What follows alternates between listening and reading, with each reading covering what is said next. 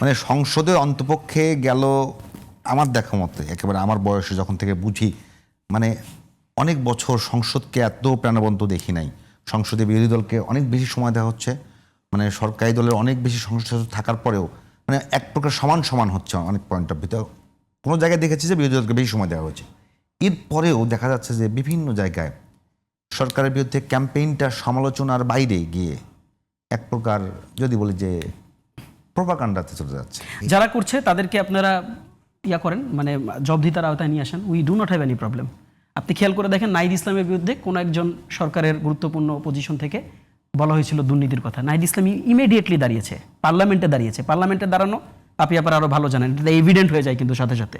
পার্লামেন্টে দাঁড়িয়ে তিনি ওপেন চ্যালেঞ্জ করেছেন যে আপনার কাছে যদি এত তথ্য প্রমাণ থাকে আপনি আমাকে এই পার্লামেন্টে দাঁড়ায় প্রমাণ দেন, আপনি আমাকে যেহেতু বলছেন। কাজে দেখেন, ওই দুর্নীতির কথা বলি আমরা। আরে ভাই, এক নাহিদ ইসলাম তো বাংলাদেশ চলবে না। আপনি জামাতের এই অপপ্রচারের হাত থেকে বাংলাদেশ বাঁচাতে হবে সবাই। আমি বলি আপা, জামাত শুধু অপপ্রচার করে না, আরো বহুত দল অপপ্রচার করে, সেটাও আমরা জানি।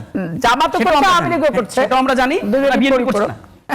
এটা এরকম বিএনপিটা নিজেদের বিরুদ্ধে অপপ্রচার করবে না, সেটা কি করে আমরা জানি আপা। এটা করে না। ব্যাপারটা ওইখানে না, ব্যাপারটা হচ্ছে যে দেখেন, এটা সত্যি যে আমাদের একটা ইকোসিস্টেম ডেভেলপ করা জরুরি। যেমন দেখেন, আপনার ঢাকা বিশ্ববিদ্যালয়ের যে অনাকাঙ্ক্ষিত ঘটনাটা ঘটলো, এবং কমপ্লিটলি আনসোর্সড আনঅথরাইজড একটা ইস্যুর উপর পুরো প্রোপাগান্ডাটা ঘটলো, এবং ছাত্র দলের নেতাকর্মীদেরকে পরবর্তী সময় আপনারাই ডেকে জিজ্ঞাসাবাদ করছেন যে এরকম এভিডেন্ট কিছু পাইছেন কিনা। তারা দেখাইতে পারে নাই, তারা দেখাইছে কিন্তু বিগত সময়কার, মানে ওই পার্টিকুলার ঘটনা কি মানে কোন ইস্যুকে কেন্দ্র করে ঘটছে ওইটার উপর কাজে দেখেন, আমার কাছে মনে হয় এই সহনশীলতা এবং এই ক্ল্যারিটি, এই মানে ফিল্টারিং প্রসেসটা আমাদের সবার জানা জরুরি। আমাদের সবাইকে এই প্রসেসের মধ্যে দিয়ে যাইতে হবে। এবং আরেকটা গুরুত্বপূর্ণ ব্যাপার দেখেন, সেটা হচ্ছে যে হ্যাঁ, আমরা সমালোচনা করতে চাই, আমরা সকল পর্যায়ে অপপ্রচার রোধ করব। খেয়াল করে দেখবেন, এনসিপি, আমি আপনাকে দায়িত্ব নিয়ে কথাটা বলি, এনসিপির দায়িত্বশীল পর্যায় থেকে আপনি আমাদের টকশোগুলোতে দেখবেন, আমাদের বিভিন্ন প্রেস কনফারেন্সে দেখবেন, আমাদের বিভিন্ন বক্তব্য বিবৃতিতে দেখবেন, আমরা প্রধানমন্ত্রীর যে অ্যাটলিস্ট যে অনার কোড আছে, আমরা মিনিমাম ওই অনার কোডটা কিন্তু মেনটেন করি।